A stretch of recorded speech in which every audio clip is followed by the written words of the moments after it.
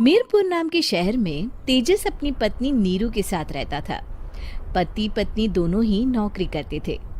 एक दिन तेजस गांव अपनी माँ के पास फोन करता है। हेलो, प्रणाम माँ। जीते रहो माँ, तुम दादी बनने वाली हो हैं? अरे वाह, ठीक है बेटा, मैं कल ही आती हूँ। जब माँ जी शहर पहुंची तो बेटे बहू ने बहुत अच्छे से स्वागत किया। लीजिए माँ जी, चाय। अरे गर्मा गर्म पकोड़े ले आओ माँ के लिए। नीरू रसोई में गई और 2 मिनट में ही पकोड़े ले आई। जी ये लीजिए। बहू जादू से बनाए हैं क्या? अभी तो रसोई में गई थी। यम्मी। माँ जी, शीला रसोई में पकोड़े तल रही है, मैं बस लेकर आई। हे भगवान, मेरा धर्म भ्रष्ट कर दिया तूने। अब तो गंगा जल से शुद्धिकरण करना होगा। दूसरे दिन, माँ जी मैंने नाश्ता बना दिया है, ऑफिस जा रही हूँ। पर अभी तो घर का सारा काम पड़ा है। शीला आती ही होगी, झाड़ू पोछा बर्तन कपड़े वो सब कर लेगी। हमारे जमाने में घर का सारा काम हम ही करते थे। जी माँ जी, आप बहुत होशियार हैं, मैं घर ऑफिस दोनों नहीं संभाल पाती।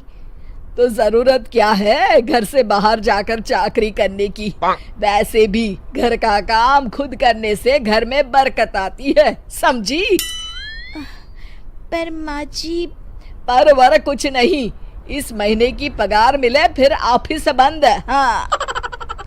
रात को नीरू तेजस से कहती है, सुनिए जी, माँ जी बोल रही थी कि मैं नौकरी छोड़ दूं। वैसे ठीक ही तो है, अभी तुम्हें आराम की जरूरत है। फिर भी आराम कहाँ, शीला को छुड़ाने के लिए बोल रही थी। तो अब 24 घंटे में इतना काम तो कर ही सकती हो। पर जॉब पसंद है मुझे, घर पर मन नहीं लगेगा। अगले दिन जब दोनों ऑफिस के लिए निकल रहे थे, मेरी तो कोई कीमत ही नहीं है इस घर में। माँ जी, आजकल महंगाई बहुत है, रहन सहन भी बदल गया है, दोनों नौकरी करते हैं तभी ठीक रहता है। अच्छा, तू कहना क्या चाहती है? मेरा बेटा तुझे बिठा के खिला नहीं सकता? तू ही इस घर का खर्च चला रही है, हैं? नहीं माँ जी, मेरा वो मतलब नहीं था।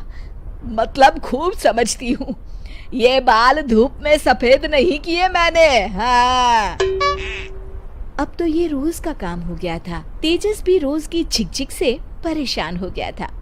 एक दिन उसने कहा, नीरू, वैसे भी तुम्हें मैटरनिटी लीव मिलने वाली है, तो अभी से ही छुट्टी ले लो।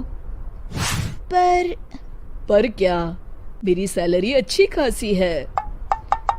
आखिर नीरू ने रिजाइन कर दिया। जब बच्चा हुआ तो घर में सब बहुत खुश हुए। कुछ दिनों बाद तेजस फाइल देख रहा था। क्या हुआ तेजस, कुछ परेशान लग रहे हो? हाँ, वो हमारी जितनी सेविंग्स थी वो तो हॉस्पिटल में और छठी के फंक्शन में खत्म हो गई है नीरू। और अभी वैसे मंदी चल रही है तो मैं बोल रही थी कल मुन्ना को हेपेटाइटिस का टीका लगवाना है। नीरू, क्या पोस्टपोन नहीं कर सकते? नहीं जी, बिल्कुल नहीं। अब तेजस को समझ में आ रहा था कि उससे गलती हुई है। पैसों की कमी का असर घर के माहौल पर भी पड़ रहा था। अगले दिन, बेटा मेरा चश्मा और ये दवाइयाँ ले आना, पर्चा देते हुए माँ जी ने कहा। जी। तेजस, मुन्ना के लिए दूध का डिब्बा और डायपर भी ले आना, और ये किराने के सामान की लिस्ट है, इसे भी लाना है। तेजस गुस्से में लिस्ट मरोड़कर फेंकता है और चिल्लाता है, पैसे क्या पेड़ पर उगते हैं? ये ले आना, वो ले आना। अरे पर ये जरूरत का सामान ही है। वो गुस्से में बिना कुछ कहे ऑफिस चला गया। अरे लंच तो ले जाइए। नीरू दौड़कर डिब्बा पकड़ाती है। एक दिन खाना खाने के बाद, नीरू, अब तो मुन्ना कुछ बड़ा हो गया, तो अब तुम वापस ज्वाइन कर लो ना जॉब। पर इस रिसेशन में जॉब मिलना बहुत मुश्किल है। ट्राई तो करो।